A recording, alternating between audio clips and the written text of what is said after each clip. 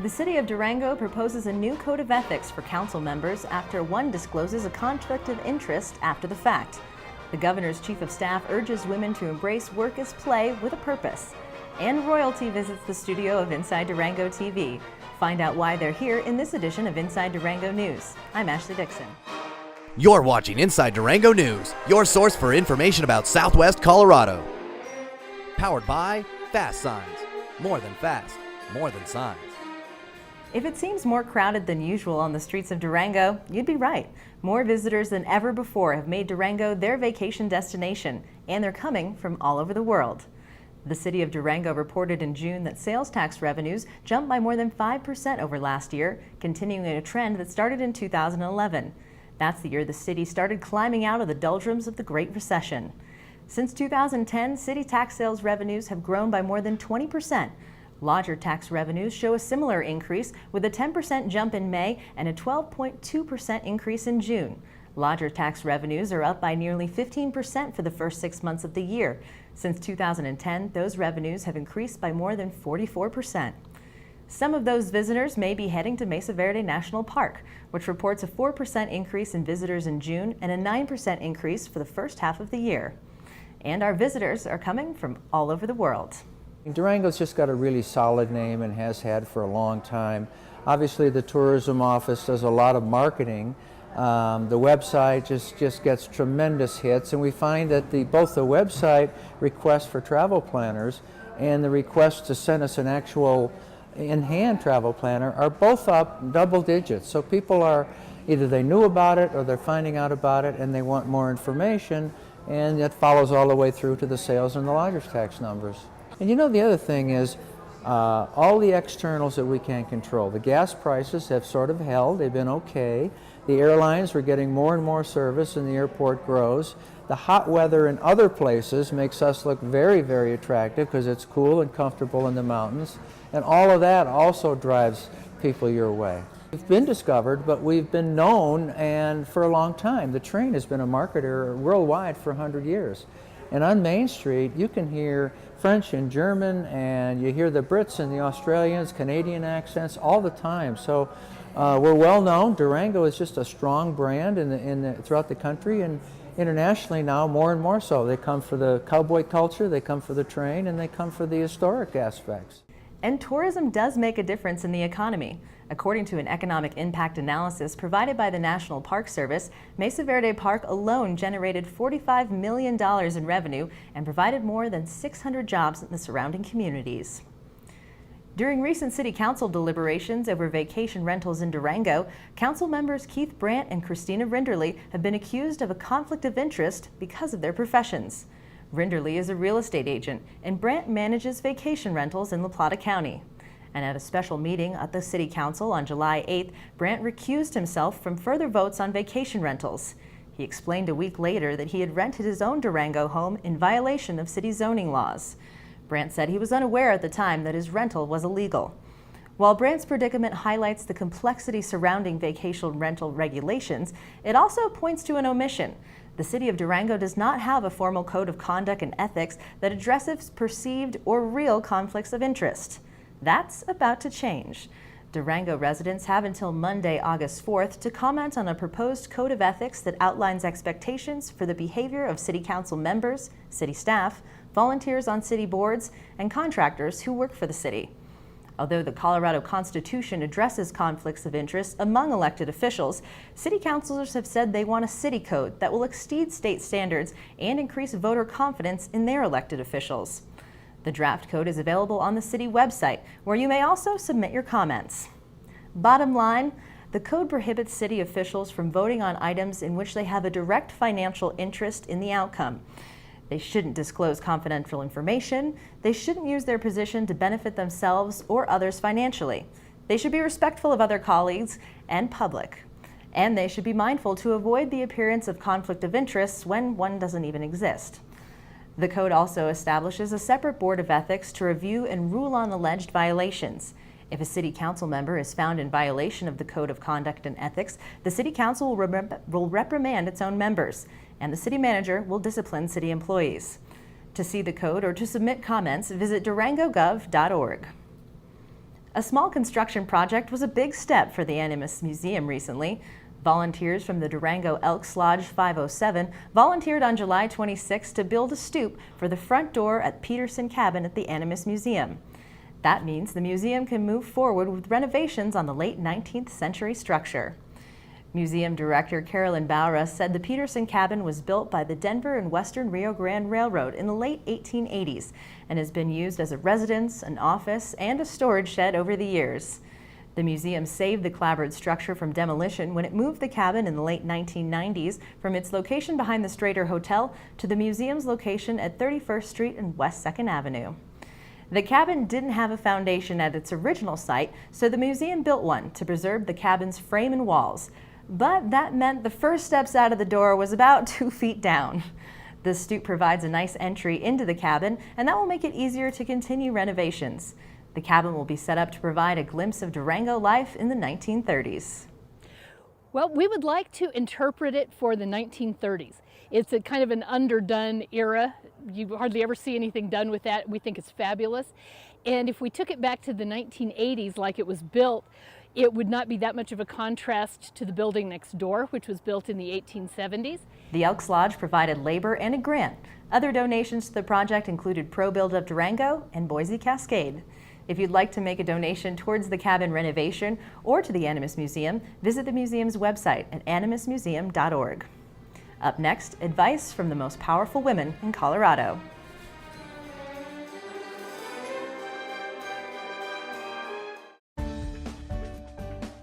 At Durango Motor Company, our sales consultants are not paid on commission. That's right. They're paid based on how satisfied you are with your purchase and not on how much you spent. They're here to help you make a smart choice to find the right vehicle that you'll love. A relaxed shopping experience where our sales consultant's top priority is your satisfaction. It's part of our promise to you, our guests. Durango Motor Company, a new philosophy.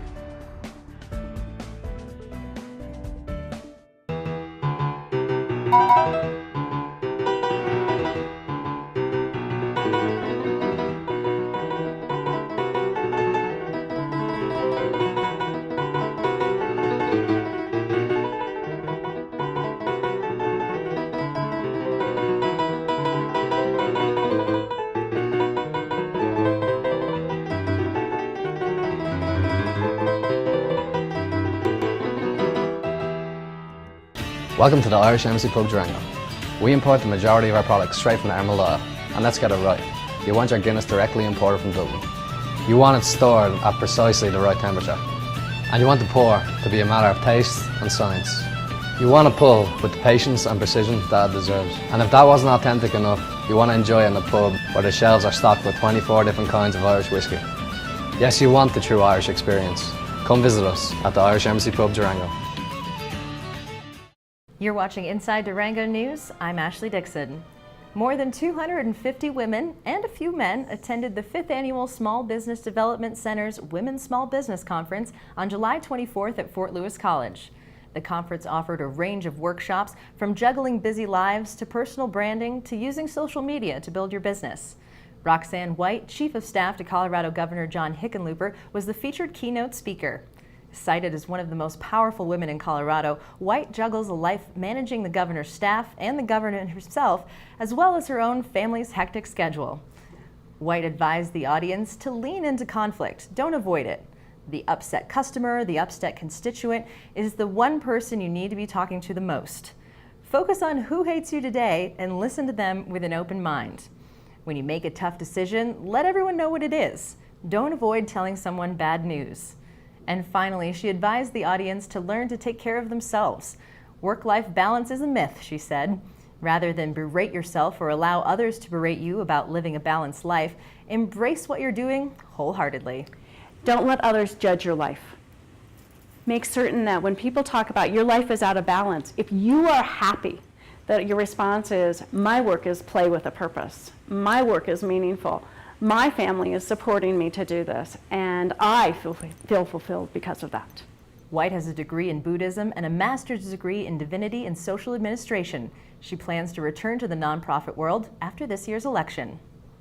From The Jersey Boys to Phantom of the Opera, selections from Broadway's most popular musicals entertained a sellout crowd of more than 200 patrons at the annual Pops Night fundraiser for Music in the Mountains on July 23rd. Pops Night is one of the most popular events during the 3-week festival, and this year's theme, on Broadway, inspired guests to dress for the red carpet and to spend money like the glitterati. At $150 a ticket and with auction items like original artwork, condos in Hawaii and Paris, and heritage Navajo weavings offered by a private donor, the event raised $60,000 towards Music in the Mountains' annual fundraising goal of nearly $1 million. Inside Durango TV producer Debbie Rhoda stopped by the red carpet to visit with some of the Pops Night's patrons. Hey, Debbie Rhoda, I am so thrilled to be up here at Pops Night and Music in the Mountains. There is no other place to be tonight. And you're here for Pops Night because? It is a great time to go out and enjoy the scenery and enjoy the music. And what is your favorite Broadway musical? Oh, probably Cats. Is that right? Yes. Have you seen it in person? Yes, I have. And why do you support Music in the Mountains?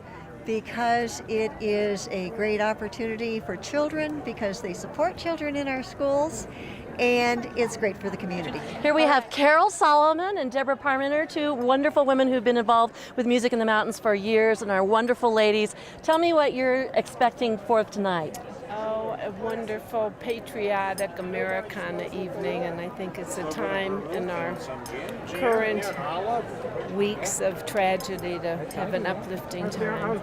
And what about you? What do you think about tonight? Pops Night is always a fun night where you can really just kind of feel like you can let your hair down and clap and stomp your feet, and so it's always a grand time. All right, well, thank you. And if you were going to tell someone, why they should come to Pops Night, what is the one thing you would tell them? Entertaining. It's entertaining and a wonderful feeling about living in America. Music in the Mountains wraps up the festival this weekend with a tribute to Hollywood at 7 p.m. on Friday, August 1st at the festival tent. A concert featuring Beethoven and Brahms with Vadim Gluzman as violin soloist beginning at 5:30 p.m. on Saturday, August 2nd in the Community Concert Hall. And the final concert of the season features Felipe Quint on violin. It starts at 5:30 p.m. in the festival tent. Log on to musicinthemountains.com for ticket information. After the break, Durango's first coffee brewer. Then we visit with La Plata County Fair royalty to find out what to look for during this year's celebration of La Plata County agriculture. Yeah! Ride 'em, cowboy, and cowgirls too. Catch all the bronc busting, bull riding, barrel racing action of Durango's True West Rodeo, part of the Durango and Silverton Narrow Gauge Railroad's annual True West Rail Fest. Watch the rodeo action on Inside Durango TV. Broadcast live from La Plata County Fairgrounds on Sunday, August 17th. Show starts at 7 p.m. on Durango Cable Channel 15 and everywhere on DurangoTV.com. Brought to you by Fast Forward Media. Immerse yourself in the beauty of the San Juans and the performance of Music in the Mountains, an amazing festival of classical concerts, chamber music, Pops Night, youth performances, world music, and free family events. More than 24 concerts scheduled throughout the festival season, July 13th through August 3rd at Durango Mountain Resort, the Community Concert Hall at Fort Lewis College, and other venues in Durango. Select concerts sell out early. Get your tickets now at the festival office in downtown Durango or online at musicinthemountains.com. At Durango Motor Company, our sales consultants are not paid on commission. That's right, they're paid based on how satisfied you are with your purchase and not on how much you spent. They're here to help you make a smart choice to find the right vehicle that you'll love. A relaxed shopping experience where our sales consultant's top priority is your satisfaction.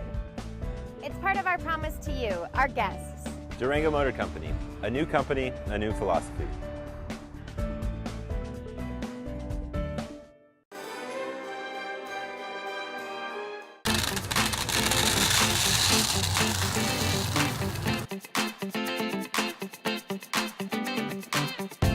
We started 30 years ago this year.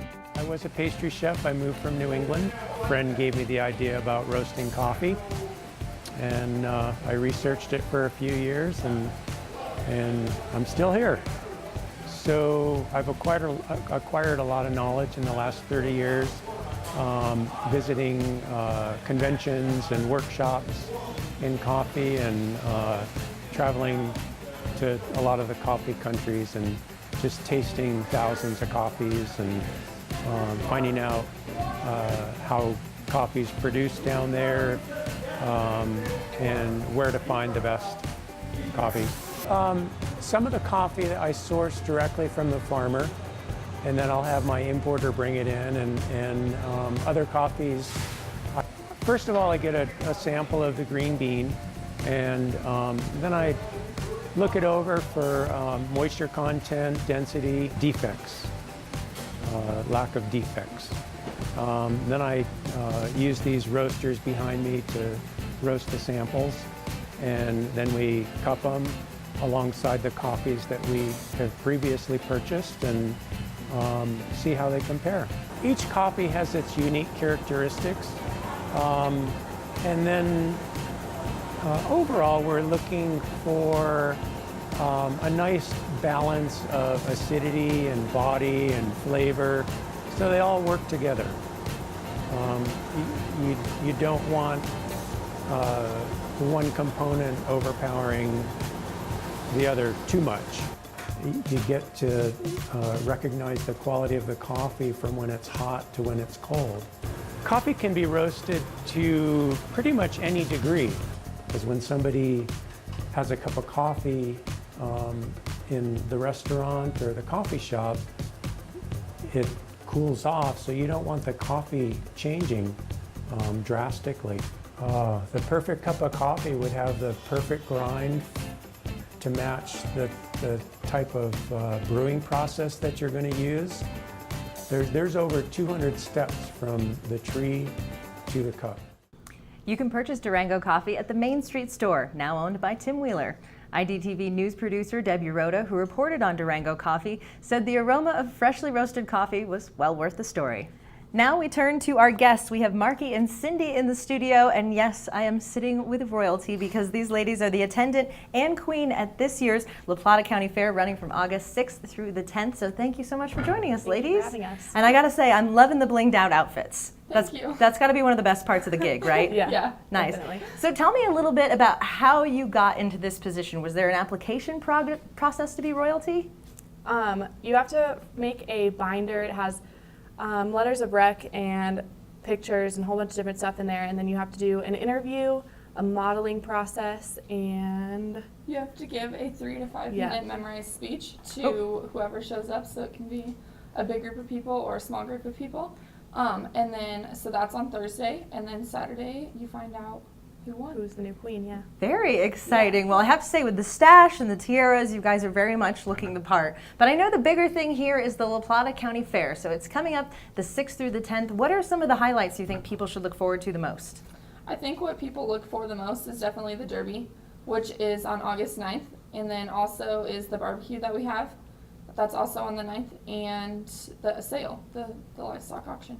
Very nice. So the Demolition Derby, that seems to be the thing that everyone in Durango is talking about the most. And tickets are pretty hard to find for that as well, right? Yeah, definitely. Yeah. Do you guys get tickets now? Is that part of the royalty gig? Do you get free stuff? We actually don't even get to go. Well, we get to ride in on some of the cars for the grand entry. So I'll be carrying an American flag, and she'll probably be carrying a Colorado flag, and so we get to ride in on the top of them. And then after that, we have to run over to the barbecue and help out with that. So there's lots of things for you guys to do. I mean, I assume it comes with a lot of responsibility. Yeah. So what other things at the fair are you guys looking forward to the most? Well, we're helping hand out ribbons, and we make appearance to all shows. So we have to be at all, like the steer shows, the pig shows, the swine shows, the goat shows. We show up to everything. We hand out ribbons. We help as much as possible. We pretty much do whatever they tell us to do. And we've got a couple pre-fair events on the 2nd and 3rd. The 2nd is a horse show, and the 3rd is a gymkhana. So very nice. So really, a royalty's responsibilities are far and few. Yes. Very nice. Yes. So for people that want more information, I know that you can find it on the La Plata County government website. That's a good place to go, because I know it also talks a lot about the application process you guys had to go through. Yep. Yes. So was it tough? It was tough, but it was worth it. Yeah, and it's nerve-wracking, like the whole speech part and everything, but it's definitely worth it. So. Well, I think you ladies look absolutely great. I got to say, you guys have these great big belt buckles too. I think, did you get to take those home and keep those? Yeah. We do. Perfect. They say our names on it, so it'd be kind of weird to pass it on to the next person. So. And so every year they elect someone new, correct? Yes. So is it going to be hard to relinquish, your title next year? Yeah, I think so. I've been doing this for 2 years now. So last year I was an attendant, and this year I'm queen. So it'll be kind of tough, but. Okay, so do you get another year that you're attendant? I was princess in 2011, and so I was queen this year, so I could run next year, but I'm not going to. Time to let somebody else take the reins, so to speak. Yes. All right, perfect. Well, thank you ladies so much for joining us, and I hope you have just a fantastic time at the fair. Thank you. That's it for this edition of Inside Durango News. Find out more about Durango's special events at what'shappeningdurango.com. Post your free event today and join the one-stop, easy-to-use events calendar for Durango. I'm Ashley Dickson. Thanks for tuning in to Inside Durango News. You can catch this edition and past editions of all IDTV programming on our newly revamped website at durangotv.com. And be sure to tune in next week when we begin our next chapter on Inside Durango News. We'll bring you a new hour-long format featuring news, business, sports, weather, and local entertainment. And as always, keep watching. You'll like what you see. Tune in weekly to watch Inside Durango News, your source for what's going on in Southwest Colorado. Powered by Fast Signs. More than fast, more than signs. You can watch Inside Durango News anytime on DurangoTV.com.